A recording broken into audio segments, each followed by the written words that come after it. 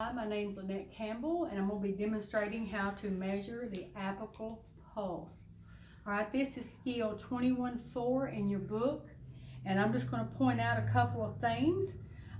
Whenever the radial pulse is irregular, or when the patient has heart failure, has an arrhythmia, or has had heart surgery, or is recovering from a heart attack, an apical pulse measurement is required before the patient is given digitalis or any beta blockers.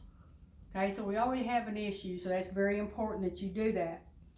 Also, determine whether the patient has this determines a baseline. So you're going to decide where you're going to start.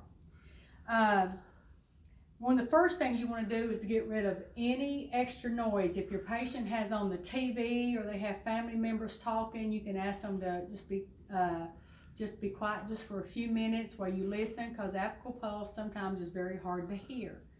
So you want to take away any extra noise whatsoever.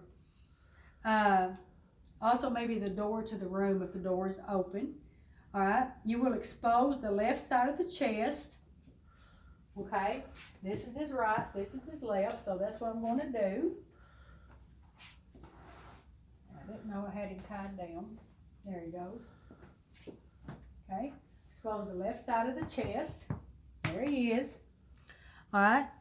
And I'm going to warm the diaphragm with the stethoscope in the palm of my hand for just a minute or two. So what I'm going to do is I'm just going to warm it up. You know, you've had it on over, it's going to be a little bit cold, so there it goes.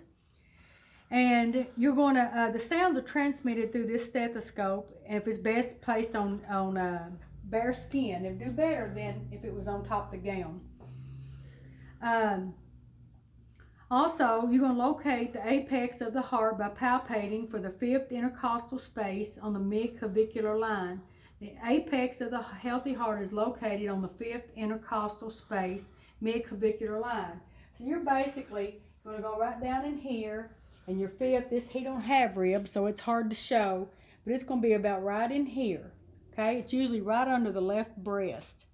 Okay, maybe a little bit more toward the center, but it's usually right there. And he don't have the typical landmarks, but that's the mid-clavicular line. There it is. Okay, your book has an excellent picture of those. All right, you're going to count the number of beats for 1 minute. Anytime you do an apical pulse, it will always be for 1 minute. Okay. While counting, you're going to note rhythm and the strength of the beat, and then you're going to jot down the apical pulse. You need to always write it down because it'll be hard to keep up with, and you start adding all your vital signs in. Also, keep in mind that the apical pulse is the preferred method for anyone under 2. Okay, so we know that. So I'm going to put this on, and I'm going to pretend I'm getting an apical pulse and counting it for 1 minute. I've got the stethoscope warm. Important also is that you're going to hold the stethoscope like this. You do not want to hold it up here. You want to hold it like this, and you want to hold it as flat as you can on the patient's skin.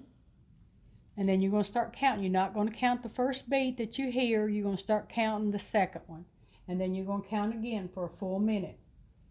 1, 2, 3, 4, 5, 6, 7, 8, 9, 10, 11, 12, 13, 14, 15, 16, 17, 18, 19, 20, 21, 22, 23, 24, 25, 26, 27, 28, 29, 30, 31, 32, 33, 34, 35, 36, 37, 38, 39, 40, 41, 42, 43, 44, 45, 46, 47, 48, 49, 50, 51, 52, 53, 54, 55, 56, 57, 58, 59, 60.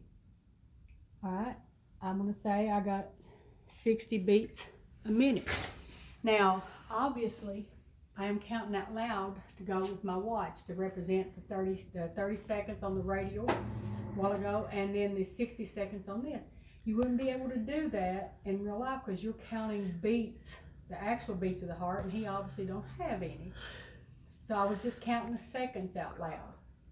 Okay, but this, I was just showing you where to put it and that you counted for a full 1 minute for the apical heart rate. Thank you.